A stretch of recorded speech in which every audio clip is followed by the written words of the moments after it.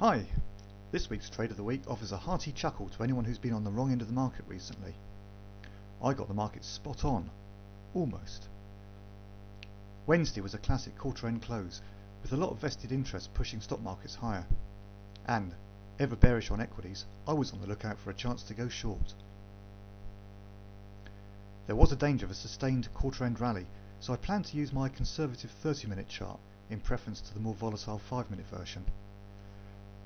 My original strategy was to watch for the 5-period EMA crossing below the 6-period SMA, confirmed by an RSI below 48. The aim here was to avoid any short-term whipsaws. In the event, I used a different trigger. Check out the doji here at the top of the chart.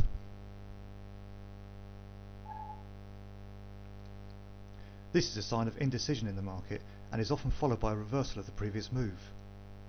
This doji and an overbought RSI put me on trade alert. The next red candle failed to make a new low, but patience paid off when the following candle broke below the low of the previous two candles. There. My 5-period EMA was now below the 6-period SMA. The MACD and RSI readings were still above neutral, but I took a management decision and sold £5 at 5177.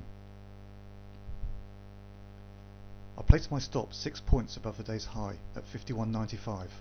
Not a big loss if I was wrong, and designed to take me out quickly in the event of an afternoon rally. My first target was 51.20, the previous Friday's high, which could act as support, but with important US data coming out at lunchtime, I planned on bringing my stop loss down to break even once the fall put me 20 points onside. I then looked to run the balance with a trailing stop, watching my usual combination of candle patterns, Bollingers and the RSI for clues. So, how did the trade pan out? The trade was well judged. The market continued to dip lower, and soon the MACD and RSI confirmed my early call. The index dropped to 51.55 over lunchtime, and I was faced with a choice ahead of the US ADP jobless and GDP numbers. Should I lock in the gain and keep my capital for later, or continue to run the trade? Sadly, the compromise solution was my undoing. I opted to run the trade, but to bring my stop down to 51.76, and that was pretty much break even after allowing for a bit of slippage. And Sod's Law saw to it that a stronger than expected GDP number caused a brief spike to 51.77, just enough to close me out. There, right at the tip.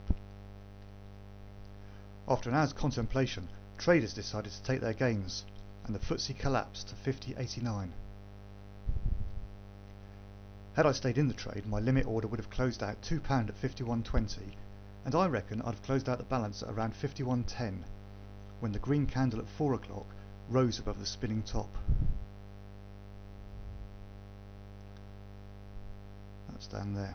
Once it had broken that red spinning top, I'd have been out. That could have been 57 points on £2 and 67 points on £3, giving me an overall profit of 315. But it wasn't.